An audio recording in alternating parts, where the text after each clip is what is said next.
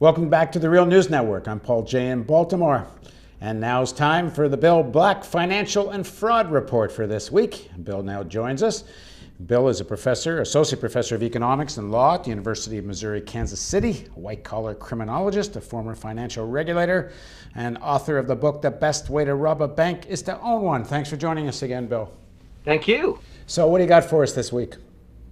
Well, Lanny Breuer, who is head of the U.S. Criminal Division at the Justice Department, gave a speech to the New York bar, in other words, the primarily defense lawyers up there, in which he gave them a roadmap of how they should pitch him when they're representing a large corporation and they don't want him to indict. But he gave his audience a stern warning. He said that when they made this pitch about how they had to protect innocent workers for losing their jobs if the place was indicted, he said, "You won't always be successful." I'm sure they were heartbroken. So what induces him to do this? He's attempting to say in this speech, he says, "I have a huge priority as head of the criminal division, and that's taking on elite white collar crime." It's, when you're not, in fact, prosecuting it, you might as well give lots of speeches about it, I guess. But it's still, we're almost to the end of the first term of the Obama administration. And the score is still, actually, they upped the number of losses caused by this crisis to over $12 trillion.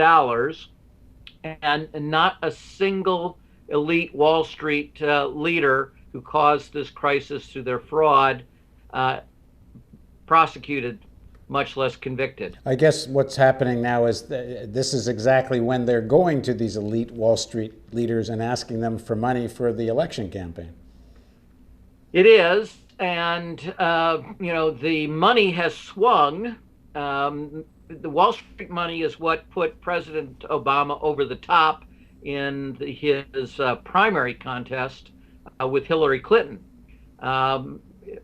Really quite remarkable, a very junior senator who had never much had anything to do with finance, goes in some ways, to the Clintons' own house, because they're the conservative wing of the Democratic Party, very tight with finance and such, and comes out of it with by far the biggest contributions, wins the Democratic primary, and then again, his leading contributor in the general election was finance. But now it has swung, and it's something like over 65% of Wall Street money is going to Mitt Romney. And the word on the street is that Wall Street are furious that Obama called them a fat cat or fat cats. Not a time they want to be talking about convicting or charging any of the Wall Street leaders. What else you got for us this week, Bill?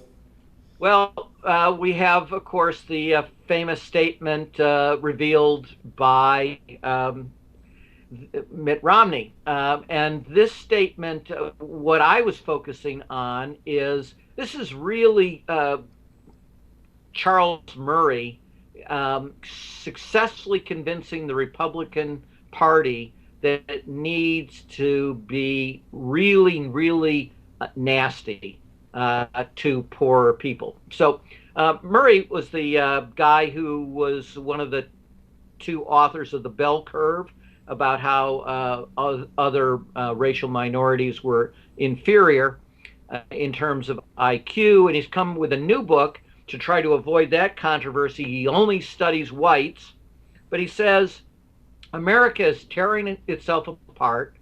He does say that the elite, the 1%, no longer lives with us, talks with us, has anything to do with us as a general society. But his real focus is on what he considers the underclass, and he complains that the plutocrats are no longer getting right in the face of the underclass and basically telling them that they're the scum of the earth, that the problem isn't economics, it isn't a lack of jobs, it is that they're just lazy bums who refuse to work and refuse to get married and such. And so we have to change this culture, and the only way to change the culture is to have the successful people, who he defines as the rich people, lead this charge. And he says that because Romney is rich, he should have been a sure thing in terms of being elected president of the United States, because after all, who could possibly be a better representative of the leading capitalist nation in the world than a leading capitalist like Romney?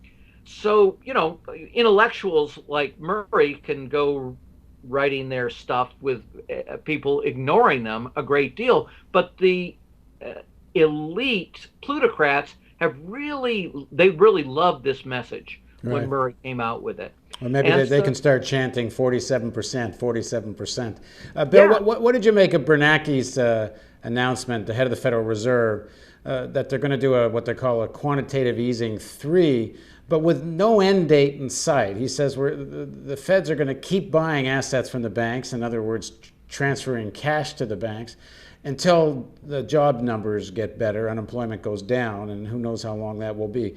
That was followed by the European Central Bank, the Japanese Central Bank, who began their own new stimulus programs. Do you think any of this is going to be effective, and why are they all doing it now? I don't think it's likely to be very effective.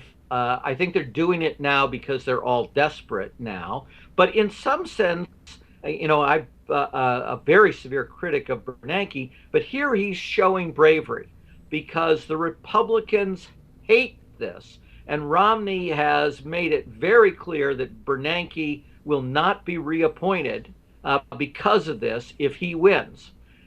So you don't expect to see Bernanke, who is definitely a Republican, going and trying to do a stimulus late in the election cycle, where if it succeeded, it would be most beneficial to the incumbent, who is a Democrat in this case. The general answer as to why they're desperate is monetary policy is not very effective in getting you out of a really severe recession. You've got to do some things on the monetary side to make it possible to have the recovery, but it's simply not a good, strong engine to take you into recovery historically. So, the central bank heads, all the ones you mentioned, are very frustrated that the Treasury types have not, and their parliaments and Congress, have not used fiscal policy to get a recovery. And second, they're experimenting.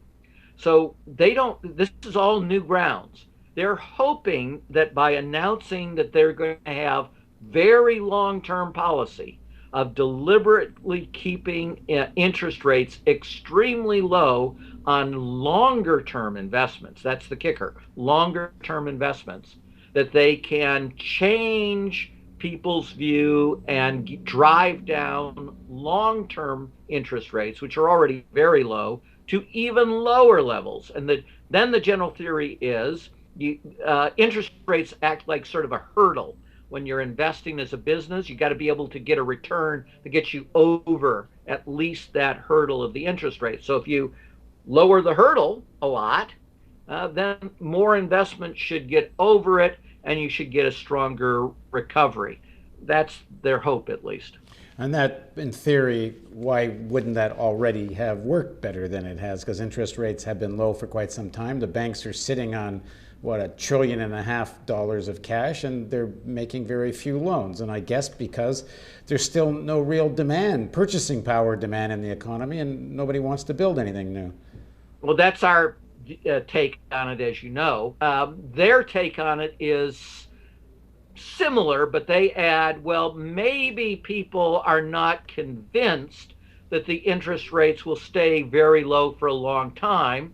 And if you're not convinced, then why do an investment that has, you expect to earn 3%? if you fear that interest rates might be raised to 5% 5 years from now, and then you'd have a really crummy investment. So the claim is, hey, what's different this time is this: we're going to say we're going to stay the course, guys. Right. We're going to keep these rates down. So you can plan on these low rates for like the rest of the decade or something.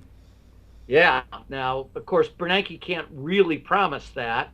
And as I said, he will be out of a job if Romney comes in as soon as Bernanke's term ends. Do you think this is also about something else, which is that it's not primarily about jobs, or maybe that's part of the issue, but a bigger issue being that they're very afraid of another big banking financial crisis, some other potential collapses, and they're putting into place a mechanism where they can just pour money out this without having to go through Congress or anything else. So, they're getting ready for a kind of bailout preemptively. Well, as I said, they're very frustrated on the fiscal side, which is Congress. This is spending and taxation, that they have gridlock and insanity, like the fiscal cliff and such, that would push the nation back into a European-style second recession. That's certainly true. And yes, they're very worried about the banking system. They know how fragile it is even today. So, yeah, they feel that they have an obligation to get ready on their side and to create the safest environment they can in terms of reducing the risk of these bank failures going forward. But again, we don't really know in economics how this will work. Traditionally, central banks have tried to affect almost exclusively short-term rates. And this is really different when you try to change a rate for an instrument that's going to be out there for 20 years or even 30 years. All right, thanks for joining us, Bill. Thank you. And thank you for joining us on the Real News Network. And if you'd like to see more of this, there's a donate button over here, because if you don't click on it, we can't do this.